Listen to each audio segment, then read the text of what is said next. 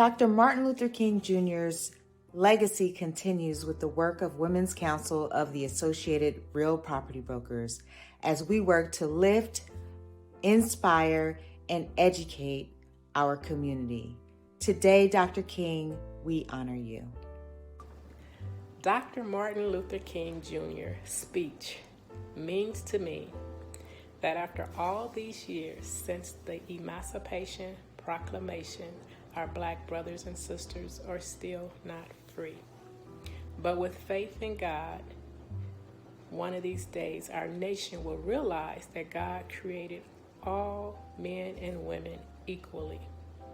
He wants everyone to be treated fairly, equally, with love, respect, and dignity. One of these days, the crooked places will be made straight.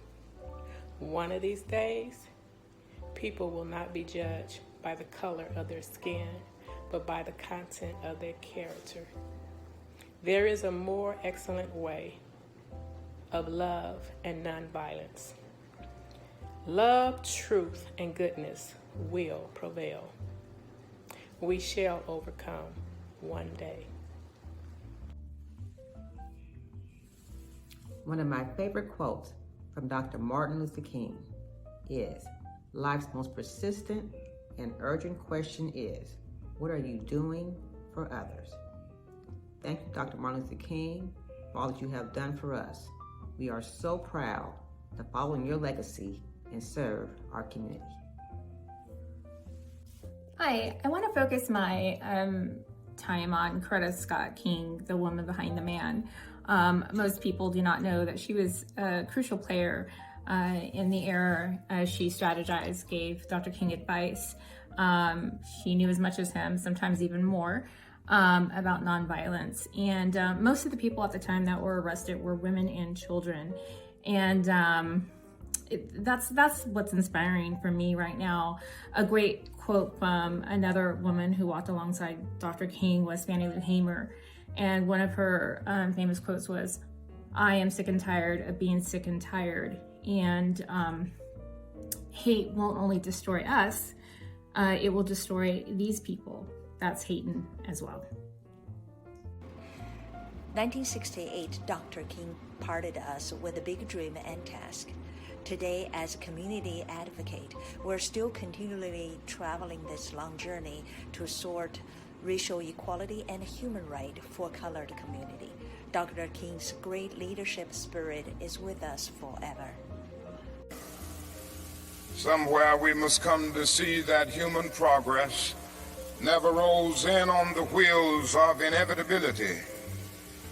It comes through the tireless efforts and the persistent work of dedicated individuals who are willing to be co-workers with God.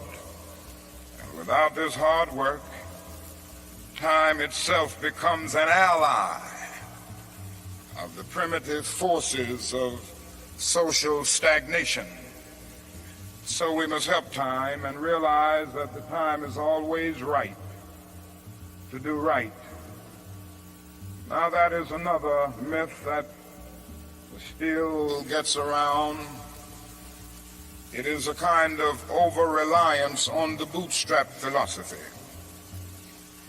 And there are those who still feel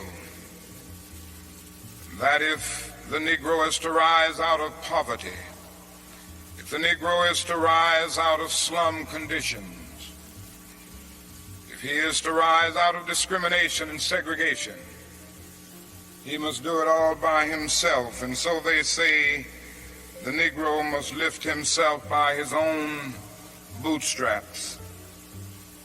They never stop to realize that no other ethnic group has been a slave on American soil. The people who say this never stop to realize that the nation made the black man's color a stigma. But beyond this, they never stop to realize the debt that they owe a people who were kept in slavery 244 years.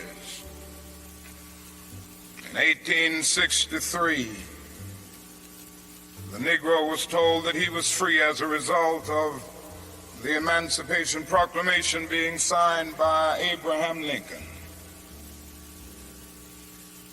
But he was not given any land to make that freedom meaningful. It was something like keeping a person in prison for a number of years and suddenly discovering that that person is not guilty of the crime for which he was convicted. And you just go up to him and say, now you're free. But you don't give him any bus fare to get to town. You don't give him any money to get some clothes to put on his back or to get on his feet again in life. Every code of jurisprudence would rise up against this. And yet this is the very thing that our nation did to the black man. It simply said you're free, and it left him there penniless, illiterate, not knowing what to do. And the irony of it all is that at the same time that the nation failed to do anything for the black man, through an act of Congress, it was giving away millions of acres of land in the West and the Midwest, which meant that it was willing to undergird its white peasants from Europe with an economic floor. But not only did it give the land, it built land-grant colleges to teach them how to farm. Not only that, it provided county agents to further their expertise in farming. Not only that, as the years unfolded, it provided low interest rates so that they could mechanize our farms. And to this day, thousands of these very persons are receiving millions of dollars in federal subsidies every year not to farm. And these are so often the very people who tell Negroes that they must lift themselves by their own bootstraps. It's all right to tell a man to lift himself by his own bootstraps, but it is a cruel jest to say to a bootless man that he ought to lift himself by his own bootstraps. We must come to see that the roots of racism are very deep in our country. And there must be something positive and massive in order to get rid of all of the effects of racism.